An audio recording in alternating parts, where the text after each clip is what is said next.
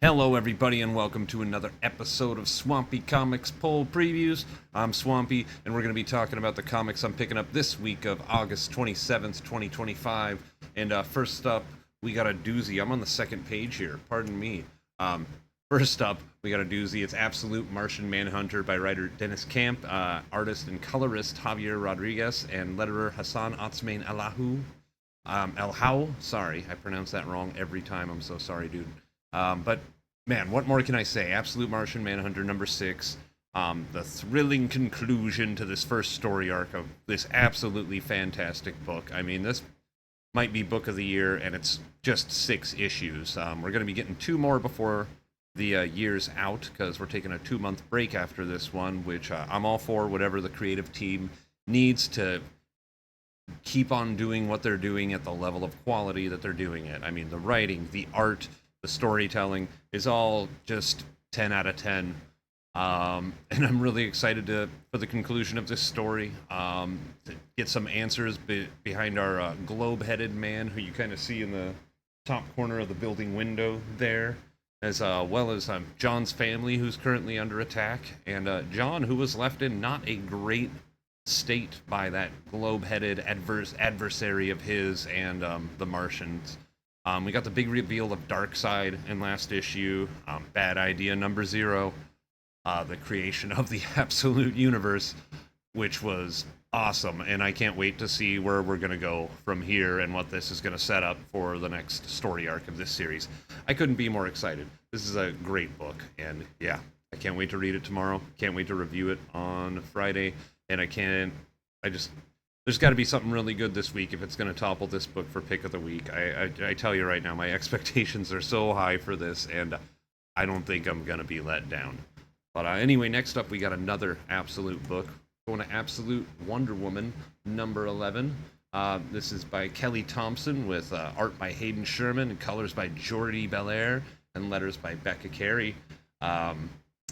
Seems Diana is kind of coming under quite the big troubles here in this maze, in this labyrinth. I mean, she's met her buddy Ferdinand, but there's this other character. Let me look at her name real quick. I always forget it. Let's see, Clea, duh. Clea, who seems to be another Amazonian who kind of runs things in this maze, in this labyrinth. And I'm hoping this issue is the big confrontation between these two. I love when Diana's. I mean, I just love this character, and I love it when Diana's in a fight that she might be a little out of her depth for, because she's so damn resourceful, and it's so cool to see her overcome anything. I mean, I'm hyped beyond belief. This cover shows me that we're going to get some action. I mean, we have a bloody Diana, all pretty much shadowed and silhouetted, and really excited for this issue, really excited for some big action moments. And I mean, the more this series goes on, we've already got hints that hopefully before the end of the year or at the beginning of next year, our Absolute characters, some of them are going to be coming together, one of the main ones being Wonder Woman. So if you're not into solicits, I won't spoil that for you, but yeah, I can't wait till that inevitable meetup with that certain other character in the Absolute universe. But yeah, Wonder Woman 11, I'm really hyped for it. And I just noticed how beautiful this cover is. All in the background there, it's all a maze. That's amazing. I'll see myself out. But yeah, Absolute Wonder Woman number 11. It's going to be a good one. Here we got one from Image. This is Dust to Dust number 6. The penultimate issue of this limited series.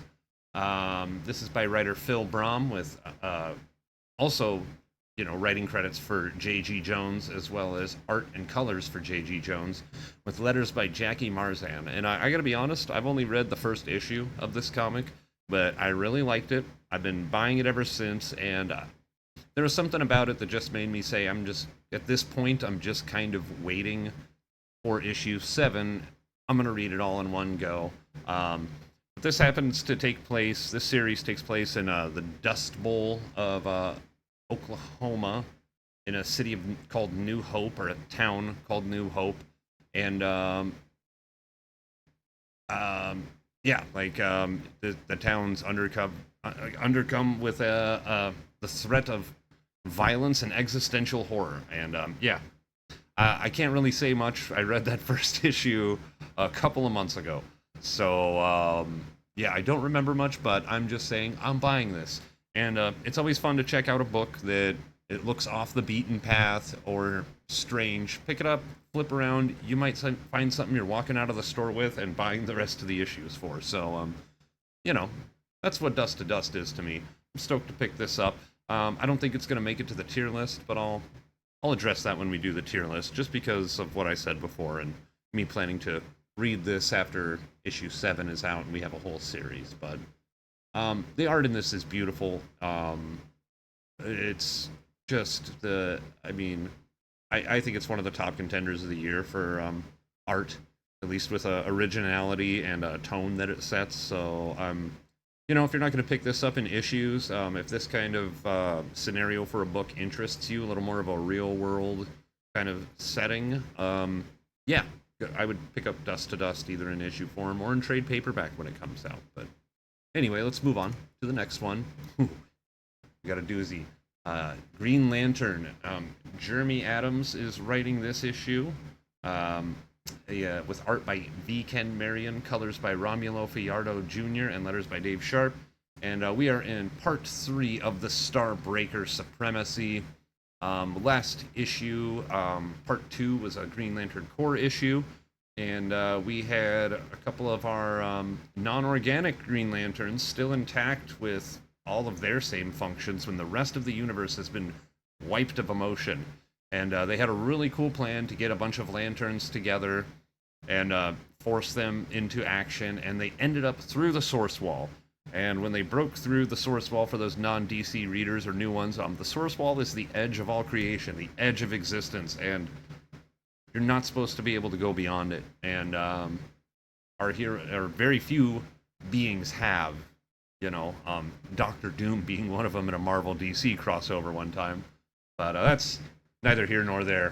What they found on the other side was all of the emotional entities that have been kind of missing for a while. We saw the Predator earlier in this Green Lantern run, but Carol kind of disposed of the Predator, because without going into the lore of that emotional entity, it represents love, and it's just a very vicious, insistent thing. And Carol discovered that she can use her Star Sapphire powers without really having to totally rely on... Yeah, anyway.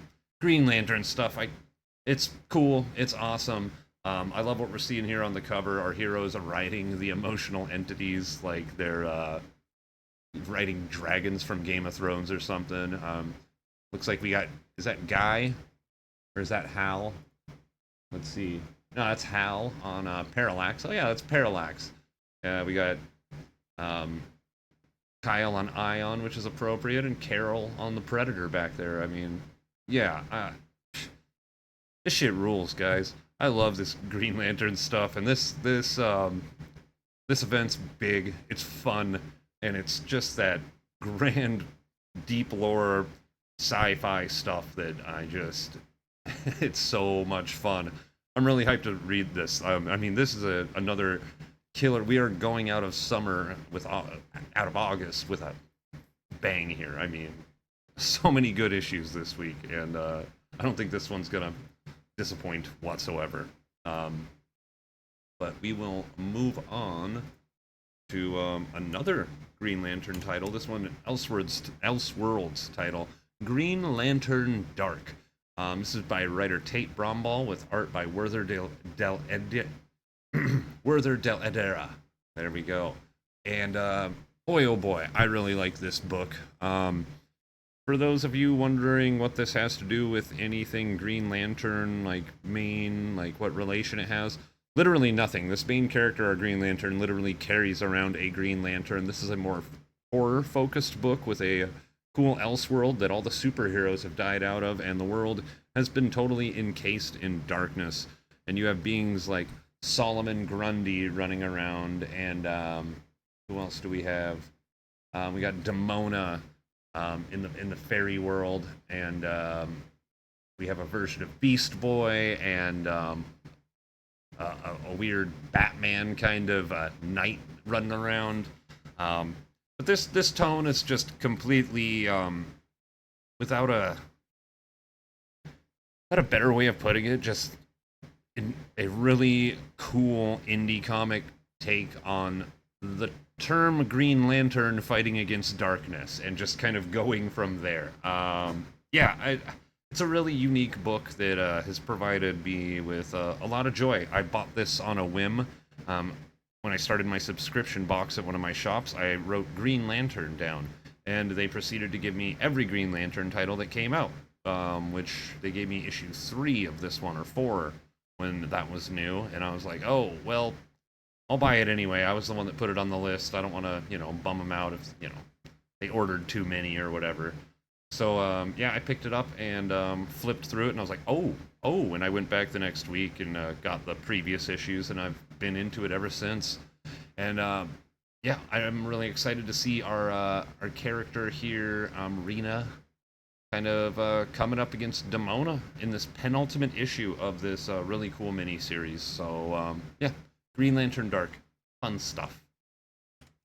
Next up, we got Immortal Legend Batman. Batman's taken kind of a shonen mecha turn. I've heard those two phrases thrown around about this book, and I know they have a vague relation to anime, so pardon me if I'm totally off base. But this book's by writers Kyle Higgins and Matt Groom, with art by Erica D'Urso, colors by Igor Monti, and letters by Becca Carey. I'm kind of picking this up on the whim. I'm not too familiar with anybody on the creative team, but it's a Batman book that, if I like the first one, I'll keep going. But if I don't, then I'm going to drop this one like a rock. I'm not hyped for it. I'm just trying something new.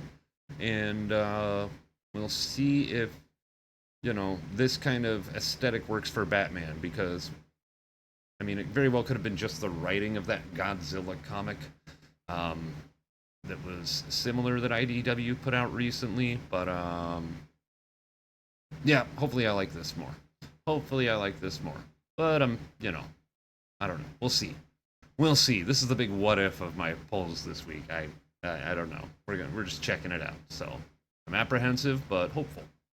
But anyway, just move on to the next comic. Next up, we got Justice League Unlimited number 10. We got our new Justice League book hitting double digits. Love to see it. And, this story is getting pretty convoluted and weird in a good way. We're all leading up to DCKO with the Superman book and Justice League Unlimited. And, I'm excited to see where this goes. It seems like Doomsday has totally gotten his ass kicked by the, Legion of Superheroes from the Dark Side Legion from the future, and the description here says the Quantum Quorum of Time Traveler Refugees has issued its warning to the Justice League. Apocalypse is coming, and that's cool. We know that the DCKO is supposed to be a big fight for something called the Heart of Apocalypse.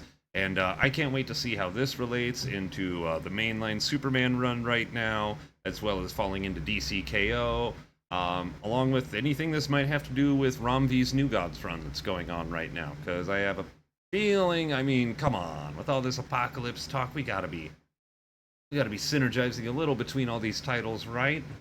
Not just the Superman ones, although I love that, don't get me wrong.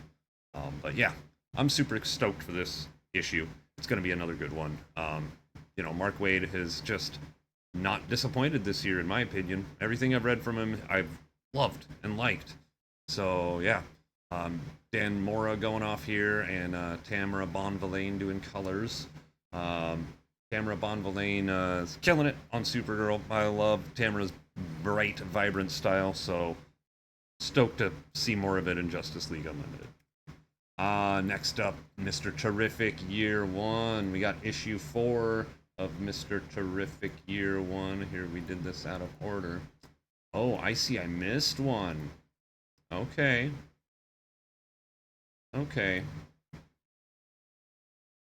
Oh, no. I see. Instead of M, It went under T for the. We'll get there. But first up, we got Mr. Terrific, Year 1, Number 4. This issue right on the cover says, Enter the Batman. And I'm pretty stoked. A couple issues ago, we got Mr. Terrific's kind of origin story. I mean, between issues 1 and 2, and kind of his involvement with the Spectre, inspiring him to take the mantle of Mr. Terrific from back in the JSA days, and revitalizing that role for the modern superhero landscape. And yeah, I'm stoked to see more of it. I love this character. I'm glad that I got into him right at the right time. I mean, right before the Superman movie came out, so I was right there with everybody kind of still being introduced to him, but I knew enough to be excited. And I mean, he kind of stole the show in that movie. Here I am thinking Guy Gardner's going to be the one to steal the show, but no, it was fucking Mr. Terrific out of all people, and he's the coolest. This is a great storyline, kind of talking about the old days of Mr. Terrific when he first started heroing about, and kind of bringing up just a little bit of what he's doing with the modern League Justice, or the modern day Justice League. And yeah, I mean, yeah, it's good stuff. Super, as with most of these issues, I'm super stoked. Check this out. So next up, we'll move on to Superman number 29. Oh boy, oh boy, oh boy. This is by writer Josh Williamson, more art by Dan Mora, colors by Alejandro Sanchez, and letters by Ariana Mar. And, oh man. Yeah, Superman and Superboy Prime, or Superman Prime, I think as he's calling himself now, are going to be going to the future to look for the lost legion of superheroes. Probably the only people that can face the Legion of Darkseid. Josh Williams' Superman run has been awesome. From issue 1 up until now, all the specials, House of Brainiac, all the Marilyn Moonlight stuff, all the Supercorp and Lex stuff. I mean, the Superwoman era that, in my opinion, was way too short. We could have used Lois in that costume for a lot longer. I hope that's another idea for the future. You can't go wrong. Like, I've been trying to evangelize to my people that think that, my friends that think Superman's just this boring Boy Scout and there's not much to his stories, and just try to tell them, I thought the same thing, but you're so wrong. Like, Superman right now is way better than I ever thought it would be. I'm beyond stoked for this. Everything they've been doing between this, Unlimited, Action Comics, and now the Kryptonite Spectrum, I mean, come on. The summer of Superman's ended with a bang, I hope, and I mean, I doubt it won't be. This issue's gonna kick ass. Super hyped for it. What more can I say?